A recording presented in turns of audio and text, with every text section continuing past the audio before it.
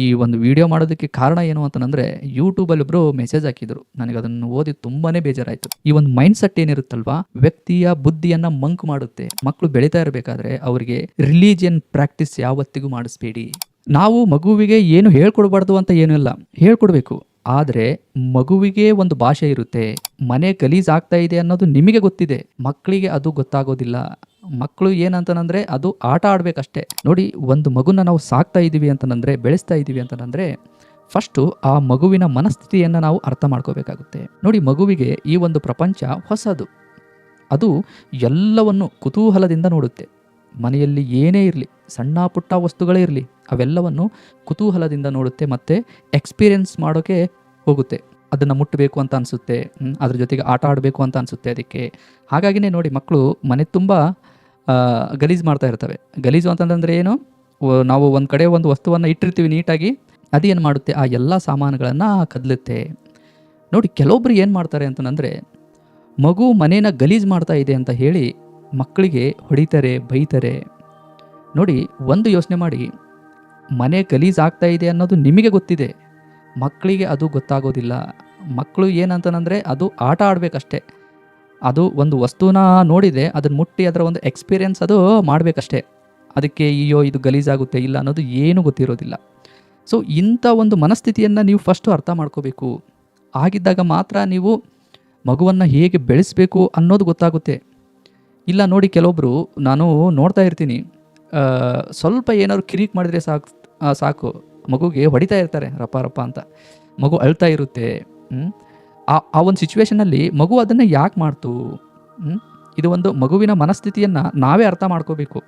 ಮಗು ಬಾಯಿ ಬಿಟ್ಟು ಯಾವುದನ್ನು ಹೇಳೋದಿಲ್ಲ. ಹಾಗಾಗಿ ಮಗು ಏನಾದ್ರು ಒಂದು ಮಾಡ್ತಾ ಇದೆ ಅಂತಂದರೆ, ಅದು ಯಾಕೆ ಮಾಡ್ತಾ ಇದೆ, ಅದರಿಂದ ಮಗು ಏನು ಬಯಸ್ತಾ ಇದೆ, ಹೀಗೆ ಸೂಕ್ಷ್ಮವಾಗಿ ಮಕ್ಕಳ ಮನಸ್ಸನ್ನು ಅರ್ಥ ಮಾಡ್ಕೋಬೇಕಾಗುತ್ತೆ. ಇನ್ನೊಂದೇನೆಂದರೆ ನೋಡಿ ಸ್ನೇಹಿತರೆ, ಮನೆ ವಾತಾವರಣ ಹೇಗಿರುತ್ತೋ ಮಕ್ಕಳು ಕೂಡ ಹಾಗೆ ಬೆಳೀತವೆ. ನೋಡಿ, ಅವನ್ನ ತುಂಬ ಮುದ್ದಾಗಿ ಸಾಕಿದ್ವಿ ಅಂತಂದರೆ, ಪ್ರೀತಿ ತೋರಿಸಿದ್ವಿ ಅಂತಂದರೆ, ಮತ್ತು ಸುತ್ತಮುತ್ತ ಎಲ್ಲ ಜನಗಳು ತುಂಬ ಚೆನ್ನಾಗಿದ್ದರು ಅಂತಂದರೆ, ಒಳ್ಳೆ ರೀತಿಯಿಂದ ಮಾತಾಡಿದರು ಅಂತಂದರೆ, ಮಕ್ಕಳು ಕೂಡ ಹಾಗೆ ಬೆಳೀತವೆ. ಏನಾದ್ರು ಮನೇಲಿ ನಾವೇ ಜಗಳ ಮಾಡ್ತಾಯಿದ್ವಿ, ತಂದೆ ತಾಯಿನೇ ಅಲ್ಲಿ ಜಗಳ ಮಾಡ್ತಾಯಿದ್ರು, ಮತ್ತು ಅವರ ಒಂದು ಜಗಳದಲ್ಲಿ ಅವರ ಒಂದು ಸಿಟ್ಟನ್ನು ಮಗು ಮೇಲೆ ತೋರಿಸ್ತಾ ಇದ್ರು ಅಂತಂದರೆ, ಇದು ಕೂಡ ಮಗುವಿನ ಮೇಲೆ ತುಂಬ ದೊಡ್ಡ ಪರಿಣಾಮ ಬೀರುತ್ತೆ. ಯಾಕೆಂದರೆ ನೋಡಿ, ಮಗು ಏನಂದರೆ ಬಿಳಿ ಹಾಳೆ ಥರ, ಅದು ಎಲ್ಲವನ್ನು ಕಲಿತಾ ಇರುತ್ತೆ. ಸಣ್ಣ ಪುಟ್ಟ ವಿಷಯಗಳನ್ನು ಕೂಡ ತುಂಬ ಸೂಕ್ಷ್ಮವಾಗಿ ಗ್ರಹಿಸುತ್ತೆ. ಹಾಗಾಗಿನೇ ಮಕ್ಕಳು ಮುಂದೆ ಫಸ್ಟು ನಾವು ಯಾವ ರೀತಿ ಇರಬೇಕು, ನಾವು ಯಾವ ರೀತಿ ನಡ್ಕೋಬೇಕು ಅನ್ನೋದು ಫಸ್ಟು ಕಲಿಬೇಕು. ನಾವು ಮಗುವಿಗೆ ಏನು ಹೇಳ್ಕೊಡ್ಬಾರ್ದು ಅಂತ ಏನೂ ಇಲ್ಲ, ಹೇಳ್ಕೊಡ್ಬೇಕು. ಆದರೆ ಮಗುವಿಗೆ ಒಂದು ಭಾಷೆ ಇರುತ್ತೆ, ಆ ಭಾಷೆಯಲ್ಲಿ ನಾವು ಹೇಳ್ಕೊಡ್ಬೇಕಾಗುತ್ತೆ. ಅಂದರೆ ನಾವು ಅಲ್ಲಿ ಮಗುವಾಗಬೇಕಾಗುತ್ತೆ. ನೋಡಿ, ಒಬ್ಬ ದೊಡ್ಡ ಮನುಷ್ಯ, ಇವಾಗ ನಾವೇನಿದ್ದೀವಲ್ಲ, ಇಷ್ಟು ದೊಡ್ಡದಾಗಿ ಬೆಳೆದಿವಲ್ಲ, ನಾವು ಮಗು ಆಗೋದು ಅಂದರೆ ಸುಮ್ಮನೆ ಅಲ್ಲ, ಇದು ಸಾಮಾನ್ಯವಾದ ವಿಷಯ ಅಲ್ಲ. ಇದು ಎಲ್ರಿಗೂ ಬರೋದಿಲ್ಲ. ನೋಡಿ, ನಾವು ಮಗು ಆಗಬೇಕು ಅಂತಂದರೆ ನಮಗೆಲ್ಲ ಗೊತ್ತಿದೆ ಅನ್ನೋ ಒಂದು ಅಹಂಕಾರ ನಮ್ಮಲ್ಲಿರುತ್ತೆ. ನಾವು ಅದನ್ನು ಸ್ವಲ್ಪ ಪಕ್ಕಕ್ಕಿಡಬೇಕು. ಅದೆಲ್ಲವನ್ನು ಬಿಟ್ಟಾಗ ಮಾತ್ರ ನಾವು ಮಗುವಲ್ಲೇ ಮಗುವಾಗ್ತೀವಿ. ಇಲ್ಲ ಅಂತಂದರೆ ಅದಕ್ಕೆ ಬರೀ ನಾವು ಆರ್ಡ್ರ್ ಮಾಡ್ತೀವಿ, ಅದನ್ನು ಮಾಡಬೇಡ, ಇದನ್ನು ಮಾಡಬೇಡ. ಮಗುವಿಗೆ ಅದು ಯಾವುದು ಗೊತ್ತಾಗೋದಿಲ್ಲ, ನಾವು ಹೇಳಿದ್ದು ಯಾವುದು ಗೊತ್ತಾಗೋದಿಲ್ಲ. ಯಾಕಂದರೆ ಆ ಒಂದು ಚಿಕ್ಕ ವಯಸ್ಸಲ್ಲಿ ಮಗು ಆಟ ಆಡಬೇಕಷ್ಟೇ. ಬಟ್ ಅದು ಆಡೋ ಸಮಯದಲ್ಲಿ ನಾವೇನಾದ್ರು ಆರ್ಡ್ರ್ ಮಾಡಿದ್ವಿ ಅಂತಂದರೆ, ಅದು ಮಾಡಬೇಡ, ಇದು ಮಾಡಬೇಡ, ಹಾಗೆ ಹೀಗೆ ಹೇಳಿದ್ವಿ ಅಂತಂದರೆ, ಅಷ್ಟು ಒಂದು ಕೆಪಾಸಿಟಿ ಮಗುವಿಗೆ ಇರೋದಿಲ್ಲ ಎಲ್ಲ ವಿಷಯಗಳನ್ನು ಅರ್ಥ ಮಾಡ್ಕೊಳ್ಳೋದು. ಇಲ್ಲಿ ಕೆಲವೊಬ್ಬರು ಏನು ಮಾಡ್ತಾರೆ ಅಂತಂದರೆ, ಮಗು ಹತ್ರ ದೊಡ್ಡಸ್ತಿಕೆ ತೋರ್ಸೋಕ್ಕೆ ಹೋಗ್ತಾರೆ. ನೋಡಿ, ತಂದೆ ತಾಯಿ ಆದರೂ ಅಷ್ಟೇ ಈ ಒಂದು ವಿಷಯದಲ್ಲಿ, ಎಲ್ಲರೂ ಅಂತನಲ್ಲ, ಕೆಲವೊಬ್ರು ಏನು ಅಂತಂದರೆ ಅಧಿಕಾರನ ಮಗುವಿನ ಹತ್ರ ತೋರ್ಸೋಕ್ಕೆ ಹೋಗ್ತಾರೆ.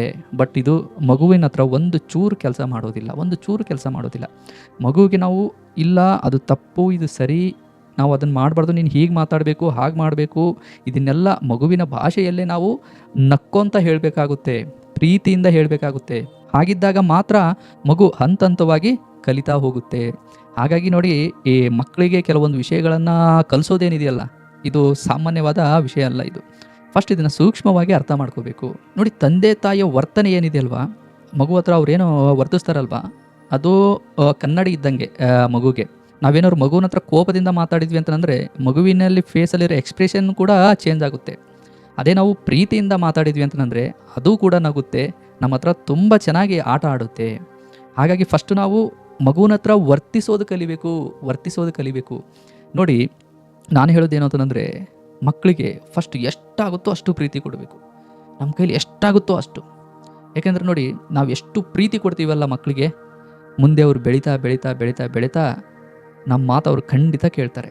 ಯಾಕೆಂದರೆ ಒಂದು ಒಳ್ಳೆಯ ಸಂಬಂಧ ಇರುತ್ತೆ. ನೋಡಿ, ಒಂದು ಮಗುವಿಗೆ ಹೆಚ್ಚಾಗಿ ನಾವು ಪ್ರೀತಿ ಕೊಟ್ವಿ ಅಂತಂದರೆ ಆ ಮಗು ದೊಡ್ಡದಾಯಿತು. ನೀವು ಅವಾಗ ಏನಾದ್ರು ಒಳ್ಳೇದನ್ನು ಹೇಳಿದ್ರಿ ಅಂತಂದರೆ ಆವಾಗ ಆ ಮಗು ಯೋಚನೆ ಮಾಡುತ್ತೆ, ನಮ್ಮ ತಾಯಿ ಈ ಥರ ಹೇಳ್ತಾ ಇದ್ದಾರೆ, ನಾನು ಇದನ್ನು ಕೇಳಬೇಕಿಲ್ಲ ಅಂದರೆ ಅವರು ಬೇಜಾರು ಮಾಡ್ಕೊತಾರೆ, ನಾನು ಅವ್ರಿಗೆ ಬೇಜಾರು ಮಾಡ್ತೀನಿ. ಇಲ್ಲ, ನಮ್ಮಪ್ಪ ಇದನ್ನು ನನಗೆ ಹೇಳ್ತಾ ಇದ್ದಾರೆ, ನಾನು ನಮ್ಮ ಅಪ್ಪನ ಮಾತು ಕೇಳಬೇಕು, ಇಲ್ಲಾಂದ್ರೆ ನಮ್ಮ ಅಪ್ಪನ ಬೇಜಾರಾಗ್ತಾರೆ, ಅವ್ರ ಮನಸ್ಸು ನೋವಾಗುತ್ತೆ. ಈ ಥರ ಯೋಚನೆ ಮಾಡಬೇಕು ಅಂತಂದರೆ ಫಸ್ಟ್ ಏನು ಮಾಡಬೇಕು, ಮಕ್ಕಳ ಮೇಲೆ ಅತಿಯಾದ ಪ್ರೀತಿ ತೋರಿಸ್ಬೇಕು.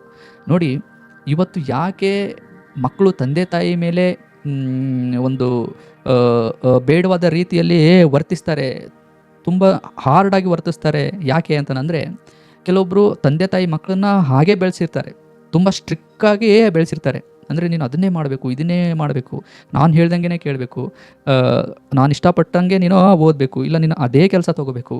ಈ ಥರ ಅವರ ಮನಸ್ಸಲ್ಲಿ ಏನೆಲ್ಲ ಆಸೆಗಳಿದಾವಲ್ವ, ಅವನ್ನೆಲ್ಲ ಮಕ್ಕಳ ಮೇಲೆ ಕಾಣೋಕ್ಕೆ ಶುರು ಮಾಡ್ತಾರೆ. ಅವಾಗ ಏನು ಮಾಡ್ತಾರೆ ಅಂತಂದರೆ ಆರ್ಡ್ರ್ ಹಾಕೋಕ್ಕೆ ಶುರು ಮಾಡ್ತಾರೆ. ಇಲ್ಲೇ ನೋಡಿ ತೊಂದರೆ ಆಗೋದು. ನೋಡಿ, ಇವ್ರು ಹೇಗೆ ವರ್ತಿಸಿದ್ರು ಹಾಗೆ ಕೂಡ ತಂದೆ ತಾಯಿ ಮೇಲೆ ಮಕ್ಕಳು ಕೂಡ ವರ್ತಿಸ್ತಾರೆ. ಅದೇ ನೀವು ಅತಿಯಾದ ಪ್ರೀತಿ ಇಟ್ಟಿದ್ರಿ ಅಂತಂದರೆ ಅವ್ರು ಯಾವತ್ತಿಗೂ ದೊಡ್ಡವರಾದ್ಮೇಲೆ ನಿಮ್ಮ ಮನಸ್ಸನ್ನು ನೋಯಿಸೋದಿಲ್ಲ. ಇನ್ನೊಂದೇನೆಂದರೆ ನೋಡಿ ಸ್ನೇಹಿತರೆ, ಮಕ್ಕಳು ಬೆಳೀತಾ ಇರಬೇಕಾದ್ರೆ ಅವರಿಗೆ ರಿಲಿಜಿಯನ್ ಪ್ರಾಕ್ಟೀಸ್ ಯಾವತ್ತಿಗೂ ಮಾಡಿಸ್ಬೇಡಿ. ಅಂದರೆ ಇದು ನಮ್ಮ ಸಂಪ್ರದಾಯ, ಇದೇ ಕರೆಕ್ಟು, ನಾವು ಇದನ್ನೇ ಫಾಲೋ ಮಾಡಬೇಕು, ಇಂಥ ವಿಷಯಗಳನ್ನು ಮಕ್ಕಳಿಗೂ ಯಾವತ್ತಿಗೂ ಪ್ರಾಕ್ಟೀಸ್ ಮಾಡಿಸ್ಬೇಡಿ.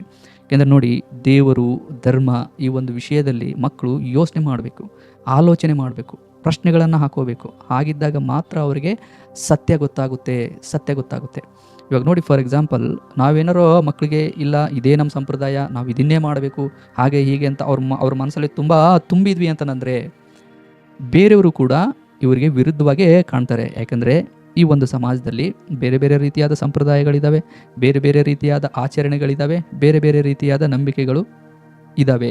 ಹೀಗಿರಬೇಕಾದ್ರೆ ಇಲ್ಲಿ ನಾವು ಏನು ಮಾಡಬೇಕು ಅಂತಂದರೆ ಮಕ್ಕಳಿಗೆ ಎಲ್ಲರನ್ನು ಪ್ರೀತಿಸುವ ಒಂದು ಸ್ವಭಾವವನ್ನು ಕಲಿಸ್ಬೇಕು. ನಾವು ಒಳ್ಳೆಯ ಸಂಸ್ಕೃತಿ ಕಲಿಸ್ಬೇಕು. ನೋಡಿ, ಯಾವುದು ಎಲ್ಲರನ್ನು ಪ್ರೀತಿಸೋ ಥರ ಹೇಳುತ್ತೋ, ಯಾವುದು ಎಲ್ಲರನ್ನು ಗೌರವಿಸೋ ಥರ ಹೇಳುತ್ತೋ, ಅದು ಯಾವುದೇ ನಿಮ್ಮ ರಿಲಿಜಿಯನ್ನ ವಿಷಯಗಳೇ ಆಗಲಿ, ಅವುಗಳನ್ನು ಮಾತ್ರ ಮಕ್ಕಳಿಗೆ ಹೇಳ್ಕೊಡ್ಬೇಕು.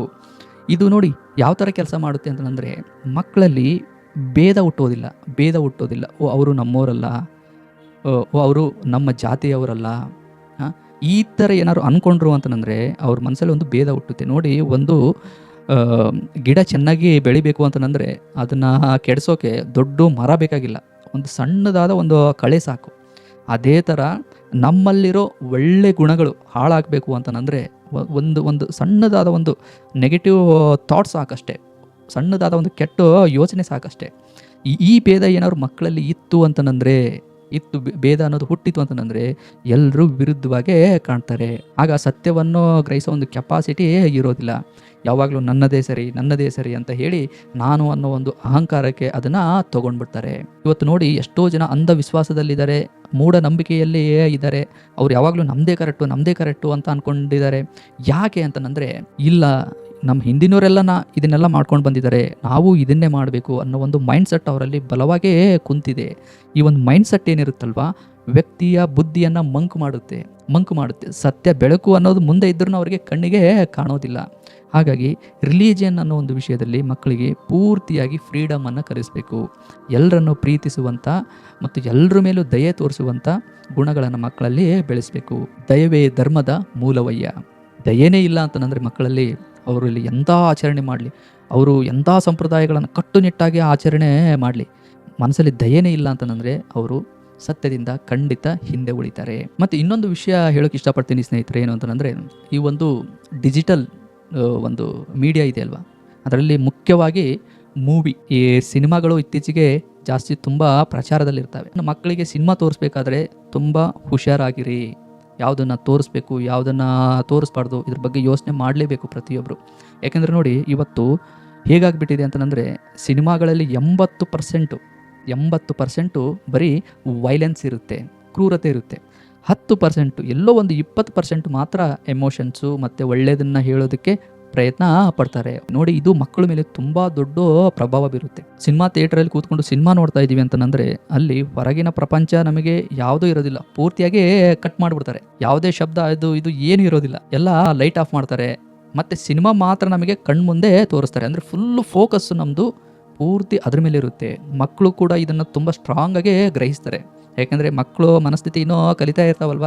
ಹಾಗಾಗಿ ಆ ಒಂದು ಪರದೆ ಮೇಲೆ ಏನೆಲ್ಲ ನಡೀತಾ ಇದೆಯೋ ದೃಶ್ಯಗಳೆಲ್ಲ ಅವುಗಳನ್ನು ತುಂಬ ಸೂಕ್ಷ್ಮವಾಗಿ ಗ್ರಹಿಸ್ತವೆ. ನೋಡಿ, ಇವು ಯಾವ ರೀತಿ ಪ್ರಭಾವ ಬೀರ್ತವೆ ಅಂತಂದರೆ, ನಾನು ಸಾಕಷ್ಟು ಸರಿ ಯೋಚನೆ ಮಾಡ್ತಿರ್ತೀನಿ, ಸಮಾಜದಲ್ಲಿ ಕ್ರೂರತೆ ಅನ್ನೋದು ಜಾಸ್ತಿ ಆಗಿಬಿಟ್ಟಿದೆ. ಈ ಒಂದು ವಿಡಿಯೋ ಮಾಡೋದಕ್ಕೆ ಕಾರಣ ಏನು ಅಂತಂದರೆ, ಯೂಟ್ಯೂಬಲ್ಲಿ ಒಬ್ಬರು ಮೆಸೇಜ್ ಹಾಕಿದರು. ನನಗೆ ಅದನ್ನು ಓದಿ ತುಂಬಾ ಬೇಜಾರಾಯಿತು. ಸಮಾಜದಲ್ಲಿ ಯಾಕೆ ಕೃತ್ಯಗಳು ಹೆಚ್ಚಾಗ್ತಾ ಇದ್ದಾವೆ, ಮಾನವೀಯತೆ ಅನ್ನೋದು ಮರೆಯಾಗ್ತಾ ಇದೆ, ಮತ್ತು ಚಿಕ್ಕ ಚಿಕ್ಕ ಮಕ್ಕಳ ಮೇಲೆ ಎಲ್ಲ ದೌರ್ಜನ್ಯ ಆಗ್ತಾ ಇದೆ ಅಂತ ಹೇಳಿ ಒಬ್ಬರು ಕಮೆಂಟ್ ಮಾಡಿದರು. ನೋಡಿ, ನಾನು ಕೆಲವೊಂದು ಸಲ ಯೋಚನೆ ಮಾಡ್ತಿರ್ತೀನಿ, ಯಾರಾದರೂ ಒಬ್ಬ ವ್ಯಕ್ತಿ ಒಬ್ಬರ ಮೇಲೆ ಹಲ್ಲೆ ಮಾಡ್ತಾ ಇದ್ದಾರೆ ಅಂತಂದರೆ ಆ ವ್ಯಕ್ತಿ ಉಪಯೋಗಿಸೋ ಒಂದು ಏನದು ಆಯುಧ ಇದಾವೆ ನೋಡಿ, ಕೆಲವೊಂದು ಟೂಲ್ಸನ್ನು ಉಪಯೋಗಿಸ್ತಾರೆ ಅವರು. ಕೆಲವೊಬ್ಬರು ಮಚ್ಚು ಉಪಯೋಗಿಸ್ತಾರೆ, ಮತ್ತು ಇನ್ನು ಕೆಲವೊಬ್ಬರು ಅದು ಏನೇನೋ ಇರುತ್ತೆ, ನಾನು ಅದನ್ನು ಹೇಳೋಕ್ಕೆ ಆಗೋದಿಲ್ಲ. ಸೊ ಈ ಒಂದು ಐಡಿಯಾಗಳು ಎಲ್ಲಿಂದ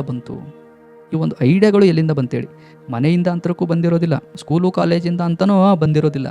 ಮತ್ತು ಈ ಒಂದು ಐಡಿಯಾಗಳು, ಈ ಒಂದು ಇಮ್ಯಾಜಿನೇಷನ್ ಎಲ್ಲಿಂದ ಬಂದಿರುತ್ತೆ? ಏನು ಹುಟ್ಟಿದಾಗಿಂದನೇ ಬಂದಿರುತ್ತಾ? ಇಲ್ಲ. ಇಂಥ ಸಿನಿಮಾಗಳನ್ನು ನೋಡೋದ್ರ ಮುಖಾಂತರ ವ್ಯಕ್ತಿ ಒಬ್ಬರ ಮೇಲೆ ಸೇಡ್ ತೀರಿಸ್ಕೋಬೇಕು, ಆ ಒಂದು ದೃಶ್ಯಗಳನ್ನು ಇಮ್ಯಾಜಿನೇಷನ್ ಮಾಡಿ ಅಂಥ ಒಂದು ಟೂಲ್ಸ್ಗಳನ್ನು ಯೂಸ್ ಮಾಡ್ತಾರೆ. ಇವತ್ತು ನೋಡಿ, ರೋಡಲ್ಲಿ ಎಷ್ಟೋ ಜನ ಅದನ್ನು ಕಣ್ಣಿಂದ ನೋಡೋಕ್ಕೂ ಆಗೋದಿಲ್ಲ, ಮಚ್ಚಿನಿಂದ ದಾಳಿ ಮಾಡ್ತಾರೆ. ಮನುಷ್ಯ ಇಷ್ಟೊಂದು ಕ್ರೂರನ್ನ ಅಂತ ಅನಿಸ್ಬಿಡುತ್ತೆ, ಆ ರೀತಿ ನಡ್ಕೊತಾ ಇರ್ತಾರೆ. ನೋಡಿ, ಇವೆಲ್ಲವೂ ತುಂಬ ಸ್ಟ್ರಾಂಗ್ ಆಗಿ ಮನಸ್ಸಿನ ಮೇಲೆ ಪ್ರಭಾವ ಬೀರುತ್ತೆ. ಹಾಗಾಗಿನೇ ಎಲ್ಲ ಸಿನಿಮಾಗಳು ಹೀಗೆ ಇರ್ತವೆ ಅಂತ ಇದು ಹೇಳ್ತಾ ಇಲ್ಲ. ಕೆಲವೊಂದು ಫ್ಯಾಮಿಲೀಸು ಕಾಮಿಡಿ ತುಂಬ ಚೆನ್ನಾಗೇ ಮಾಡಿರ್ತಾರೆ, ಅಂಥ ಸಿನಿಮಾಗಳನ್ನು ನೋಡ್ಬೋದು. ಬಟ್ ಆಲ್ಮೋಸ್ಟು ಈಗ 80% ಜನ ತುಂಬ ವೈಲೆನ್ಸ್ ಇರುತ್ತೆ.